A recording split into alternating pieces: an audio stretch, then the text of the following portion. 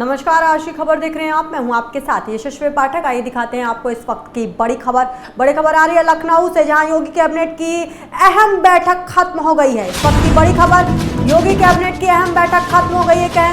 कई अहम प्रस्तावों पर कैबिनेट की मुहर लगी। अग्निवीरों को पुलिस पैक में 20% आरक्षण मिलेगा। रिटायर होने वाले अग्निवीरों के लिए बड़ी सौगात। 10 अहम प्रस्तावों पर कैबिनेट की मुहर लगी है। इस वक्त की बड़ी खबर, हाईलाइट अग्निवीर रहे। जी हां, अग्निवीरों को पुलिस पैक में 20% आरक्षण मिलेगा। इसके साथ ही रिटायर होने वाले अग्निवीरों के लिए बड़ी सौगात मिली है। 10 अहम और प्रस्तावों पर भी कैबिनेट की मुहर लगी है। इस वक्त की बड़ी खबर, योगी आदित्यनाथ की कैबिनेट की अहम मीटिंग अब खत्म हो गई है। इस वक्त की बड़ी खबर, कई अहम प्रस्तावों पर लगी कैबिनेट की मुहर। बता दें आपको कि आज सुबह 11 बजे से योगी सरकार की कैबिनेट बैठक थी, जिसमें ब्रजेश पाठक से लेकर के तमाम बड़े मंत्री, तमाम बड़े नेता मौजूद थे। और अब ये मीटिंग खत्म हो गई है। बता दें कि इसकी अध्यक्षता खुद योगी आदित्यनाथ कर रहे थे। बता दें कि आपको इस मीटिंग में कई चीज़ों पर मुहर लगी है। अग्निवीरों को पुलिस पैक में 20% आरक्षण भी मिलेगा। ज़्यादा जानकारी के लिए हमारे संवाददाता अभिषेक यादव हमारे साथ जुड़े हुए हैं। बता दें आपको कि जिस तरीके से अग्निवीर को लेकर के बड़ा बातचीत चला था, अभिषेक से जानने की कोशिश करेंगे कि अग्निवीरों की आरक्षण के मामले में क्या कुछ उनका कहना है। अभिषेक, जिस तरीके से अग्निवीरों को इस कैबिनेट की बैठक में बहुत ज़्यादा मुद्दा ये चर्चा रहा, मुद्दा जो चर्चा का विषय बना रहा, कैसे देखते हैं आप? अग्निवीरों के लिए कितनी बड़ी सौगात है ये? जी, जिस तरह से केंद्र सरकार ने जब सितंबर 2022 में अग्निवीर योजना लागू किया था, उसके बाद देश में ये चर्चा जरूर हो रही थी कि अग्निवीर 4 साल बाद बेरोजगार हो जाएंगे, उनको कहीं किसी कंपनियों में नौकरी नहीं मिलेगी और वो प्राइवेट नौकरियां ढूंढने का काम करेंगे। लेकिन इसके बाद उसी वक्त डबल इंजन की सरकार जिन जिन प्रदेशों में थी, वहां के चाहे मुख्यमंत्री हो, वहां के जितने भी मुख्यमंत्री थे और बीजेपी से जितने संबंधित पार्टियां थी, उन्होंने ये वादा भी किया था कि जब अग्निवीर सेना की ड्यूटी करके वापस 4 साल बाद लौटेंगे तो कहीं ना कहीं उनको आरक्षण दिया जाएगा। और ये वादा सीएम योगी आदित्यनाथ पहले भी कर चुके हैं। तो इस वादे को पूरा किया उन्होंने। आज के प्रस्ताव में उन्होंने 20% आरक्षण देने का काम किया है अग्निवीरों को। और कहीं ना कहीं ये बेहद शानदार निर्णय है, क्योंकि जिस तरह से आप देखिए कि 4 साल बाद युवा जब बेरोजगार होता, सड़कों पे घूमता, तो कहीं ना कहीं सरकार के ऊपर सवाल उठते हैं। इसलिए इस तरह से आरक्षण देकर कहीं ना कहीं अग्निवीरों को सेट करने का काम किया जाएगा। चाहे आयु में छूट दी जा रही है और तमाम उत्तर प्रदेश पुलिस में छूट मिलेगी, पीएससी में छूट मिलेगी, तमाम तरीके के जो प्रदेश के पुलिस है, केंद्रों में है, उनको उनके अंतर्गत अग्निवीरों को 20% लाभ मिलेगा, आरक्षण दिया जाएगा, जो ये बेहद महत्वपूर्ण साबित होगा योगी सरकार के लिए। जी अभिषेक, क्योंकि केंद्र सरकार को 11 साल भी पूरे हो गए हैं आज, और आज ये अहम अगर बात की जाए उत्तर प्रदेश के मुखिया के द्वारा ये अहम योगी कैबिनेट की बैठक थी। इस बैठक में और क्या कुछ बातें भी सामने आ पाई हैं? जी अभिषेक, आपको आवाज आ रही है मेरी? जी आज केंद्र सरकार को 11 साल भी पूरे हो गए हैं, और इसी में उत्तर प्रदेश के मुखिया योगी आदित्यनाथ ने एक अहम कैबिनेट की बैठक बुलाई थी। और क्या कुछ खास इस कैबिनेट की बैठक में सामने आ पाया है?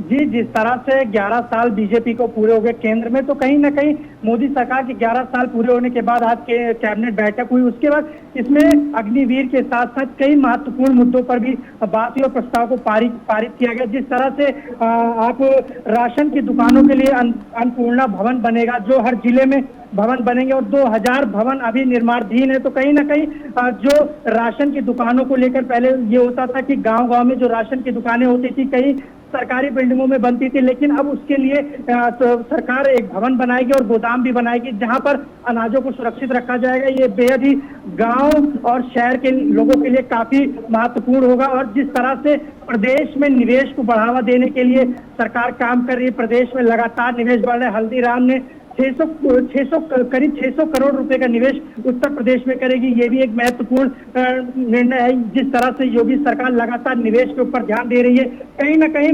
विश्वविद्यालय स्थापना की मंजूरी दी है। अयोध्या के अंतर्गत महर्षि महेश योगी रामायण विश्वविद्यालय, जो अयोध्या के अंदर बनेगा। वहीं गाजियाबाद में अजय कुमार गर्ग विश्वविद्यालय, तो कई तरह के विश्वविद्यालय में स्थापना करने का आदेश इस प्रस्ताव में पारित किया गया। तो कहीं ना कहीं ये बेहद ही निवेश के अंतर्गत देखा गया और उत्तर प्रदेश के विकास के लिए देखा गया है। और जिस तरह से इस प्रस्तावों को आप देखिए, जिस तरह से चाहे निर्माण भवन बनने हो, अन्नपूर्णा भवन बनने हो, जिस तरह से विश्वविद्यालय बनने हो, जिस तरह से उत्तर प्रदेश में निवेश बढ़ रहे हैं, तो कहीं ना कहीं उत्तर प्रदेश के लोगों का विकास होगा। और इस विकास को महत्वपूर्ण इसलिए भी माना जा रहा है क्योंकि केंद्र सरकार का 11 साल भी पूरा हो गया कि और जनता ये जान रही कि 11 साल पूरे होने के बाद सरकार उत्तर प्रदेश में क्या कुछ बदलाव हुआ। जिस तरह से पर्यटन को लेकर काफी बदलाव भी देखने को मिला। बेड एंड ब्रेकफास्ट की नीति भी लागू की गई कि पर्यटन को जिस तरह से चाहे विदेश के हों चाहे अपने देश के पर्यटक हों, उनको एक होम स्टे मिलेगा जिसमें 12 बेड वाले, मतलब 12 बेड के कमरे मिलेंगे। तो कहीं ना कहीं एक पर्यटन विभाग के लिए लेकर भी इस सरकार ने इस कैबिनेट मीटिंग के अंदर प्रस्ताव रखा था।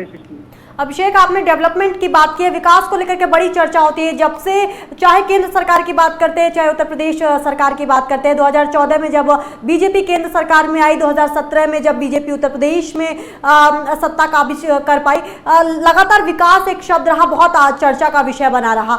इस तरीके के निवेश जब आते हैं उत्तर प्रदेश में तो 2027 के चुनाव भी अब नजदीक है, कितना कुछ उस पर भी असर पड़ता है?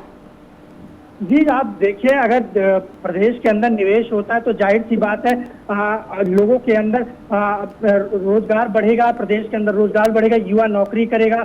और जिस तरह से हल्दीराम ने अभी इन्वेस्ट किया है देश के अंदर, तो कहीं ना कहीं ये बड़ा कदम भी है प्रदेश के अंदर। क्योंकि आप जिस तरह से विकास का मुद्दा हर समय रहा है, चाहे वो 2017 में रहा, चाहे 2022 में रहा, आने वाले विधानसभा चुनाव में भी रहेगा। और केंद्र सरकार में भी जब चुनाव में विकास का मुद्दा जरूरी रहा और विकास का मुद्दा हमेशा रहा कि सरकारें कितना विकास की है, तो ये विकास को लेकर हमेशा वोट पड़ते रहे। तो इसलिए सरकार ये हमेशा चाहेगी कि जो काम धरातल पर दिखाई देंगे उसी को जनता विकास मानती है। तो कहीं ना कहीं जो स्कीम धरातल पे प्रदेश में दिखाई पड़ेगी उसके बाद लोगों के अंदर विकास दिखेगा प्रदेश में। तो कहीं ना कहीं 2027 के चुनाव में बीजेपी को इसका फायदा जरूर मिलेगा। बहुत शुक्रिया अभिषेक तमाम जानकारी देने के लिए। इस वक्त की ये बड़ी खबर है लखनऊ से, ये बड़ी खबर आपको बता रहे हैं योगी कैबिनेट की अहम बैठक अब खत्म हो गई है। सुबह 11 बजे ये बैठक शुरू हुई थी और अब इस बैठक में कई अहम प्रस्तावों पर कैबिनेट की मुहर भी लग गई है। बता दें आपको कि अग्निवीरों को लेकर के बड़े सवाल उठ रहे थे कि आखिर अग्निवीरों के लिए क्या कुछ सरकार सोच रही है, तो उस पर भी आज इस बैठक में अहम फैसले लिए गए। अग्निवीरों को पुलिस पैक में 20% आरक्षण मिलेगा। रिटायर होने वाले अग्निवीरों के लिए बड़ी सौगात है ये। इसके साथ ही तमाम और 10 अहम प्रस्तावों पर कैबिनेट की मुहर लगाई गई है। ये माननीय प्रधानमंत्री नरेंद्र मोदी जी की अगुवाई में भारतवर्ष ने बहुत अभूतपूर्व प्रगति हासिल की है। अंतरिक्ष विज्ञान से लेकर के चिकित्सा विज्ञान से लेकर के इंफ्रास्ट्रक्चर, मैं कह सकता हूं कि भारत आर्थिक मोर्चे पर आज बड़ी बड़ी महाशक्तियों को पछाड़ करके आज नंबर 4 पर है। और जब 2047 में हम भारत माता अपनी 100वीं वर्षगांठ मनाएंगी, उससे पहले दुनिया के शास्त्रियों का मानना है कि भारत विकसित राष्ट्र के रूप में स्थापित होगा और हम तीसरी बड़ी अर्थव्यवस्था बनकर के उभरेंगे। सर, वर्ष के बाद जब रामलला विराजमान हो गए, तो अब वहाँ पर हुई संपूर्ण लीलाएं अलग अलग दिव्य और भव्य रूप में देखने को मिल रही हैं। और जो हम लोग श्री राम जन्मभूमि आंदोलन के समय नारा लगाते थे, रामलला हम आएंगे, मंदिर भव्य बनाएंगे, तो रामलला का मंदिर भी बन गया, भी बन रहा है और अन्य देवी देवताओं के भी मंदिर वहाँ पर बन रहे हैं। अभी स्वर्ण कलश देख करके छाती चौड़ी हुई। मैं श्री राम जन्मभूमि तीर्थ क्षेत्र ट्रस्ट के द्वारा जो लगातार यह प्रयास किया जा रहा है उसके लिए उनको बधाई देता हूँ। और समस्त राम भक्त, चाहे वह प्रदेश के, देश के, दुनिया के किसी कोने में हो, आज अयोध्या का जो वैभव है भगवान श्री राम की जन्मभूमि और उससे संबंधित क्षेत्र का, उसको देख करके आनंदित है, प्रसन्नचित हैं। और यह लगातार आनंद बढ़ता रहेगा इस वक्त। सर, सलमान खुर्शीद ने अपनी नसीहत दी है कि देश पहले। खुर्शीद जी ने अगर ये कहा है तो उनको धन्यवाद है, और श्री राहुल गांधी जी को, श्री मल्लिकार्जुन खड़गे जी को और कांग्रेस के जो पाकिस्तान परस्त नेता हैं उनको उनकी बात को सुनना चाहिए, समझना चाहिए कि देश पहले है, व्यक्ति पहले नहीं है, दल पहले नहीं है। और जो सर्वदलीय सांसदों का प्रतिनिधिमंडल दुनिया के अलग अलग देशों में जाके भारत का पक्ष रखा और पाकिस्तान के जो आतंकवादियों को पैदा करने की फैक्ट्री चलाने, छद्म युद्ध चलाने का जो प्रयास था उसकी पोल खोलने का काम किया, उन सभी सांसदों का अभिनंदन। सर, अपनी सरकार के और 11 वर्षों में सभी क्षेत्रों में एक बस ठीक है बहुत बड़ी उपलब्धियां हासिल की हैं। आज गरीब लोगों के पक्के आवास के निर्माण हो या उनके घरों के भीतर शौचालय बनाने की व्यवस्था हो, गांव को अच्छे सड़कों से जोड़े जाने की व्यवस्था हो, हाईवे, नेशनल हाईवे और एक्सप्रेस वे से उसको जोड़ा जाना हो,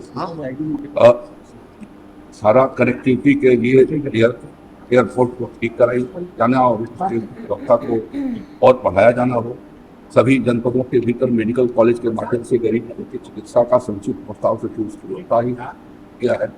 इसी के साथ एम्स और IIM की संख्या को बढ़ा करके कुशल लोगों की तैयारी कैसे हो सके और एक विकसित भारत का निर्माण हो सके, उस दृष्टि से जो प्रयास किए हैं वह प्रयास अपने में एक अभूतपूर्व कीर्तिमान है। और इस नाते हम सभी गौरवान्वित हैं कि हमको ऐसे प्रधानमंत्री मिले जिनके कार्यकाल में हमारा देश 11वीं अर्थव्यवस्था से 4थी अर्थव्यवस्था से, दुनिया की 11वीं अर्थव्यवस्था से आज वो 4थी अर्थव्यवस्था हो गया है और उनके आने के बाद लोगों की आमदनी 2 गुना से ज़्यादा बढ़ी है। इसके लिए मैं प्रधानमंत्री को बधाई भी देता हूँ और इस अभियान के पूरी ताकत के साथ में जाएंगे, जनता के बीच में उन सारे उपलब्धियों पर रखेंगे। इस वक्त की ये बड़ी खबर, ये तस्वीरें आप योगी आदित्यनाथ की कैबिनेट बैठक की देख रहे हैं, जहां पर कई अहम फैसले लिए गए, प्रस्तावों पर कैबिनेट की मुहर लगी। लेकिन हाईलाइट बना अग्निवीर योजना, इसलिए क्योंकि अग्निवीर योजना को लेकर के बहुत क्रिटिसिज्म मिला था विपक्ष के द्वारा भी। लगातार विपक्ष ये सवाल पूछ रहा था कि अग्निवीर योजना में अग्निवीरों को क्या कुछ मिल रहा है, तो अब योगी कैबिनेट ने इस बात का जवाब दे दिया है। बता दें आपको कि पैक में 20% का आरक्षण मिलेगा। अब इसके साथ ही उनके पढ़ाई में अलग आने वाले कुछ नौकरियों में जो सरकार के द्वारा निकाले जाएंगे उसमें भी आरक्षण मिलने वाला है। योगी कैबिनेट की इस अहम बैठक में जिस तरीके से सुबह 11 बजे से शुरू हुई थी, अब ये मीटिंग खत्म हुई है। तमाम बड़े चेहरे, तमाम बड़े मंत्री इसमें नजर आए और तमाम बड़े प्रस्तावों पर कैबिनेट की मुहर भी लगी। अभी आपने डिप्टी सीएम को सुना, जहां उन्होंने कहा कि अर्थव्यवस्था को लेकर के हम अब 4थी बड़ी अर्थव्यवस्था है। और इसके साथ ही मंत्री सूर्य प्रताप शाही को आपने सुना कि उन्होंने अर्थव्यवस्था को लेकर के बात की, यानी कि विकास और डेवलपमेंट और अर्थव्यवस्था पर आजकल भाजपा की जो निगाहें हैं वो बनी हुई हैं। उत्तर प्रदेश के मद्देनजर अगर बात की जाए तो विकास के पथ पर उत्तर प्रदेश न सिर्फ बढ़ रहा है बल्कि दौड़ भी रहा है। और आने वाले चुनाव में अब पता चलेगा कि आखिर जनता कितना पसंद कर रही है। इस खास खबर में बस इतना ही। बाकी के अहम खबरों के लिए आप देखते रहिए आज की खबर।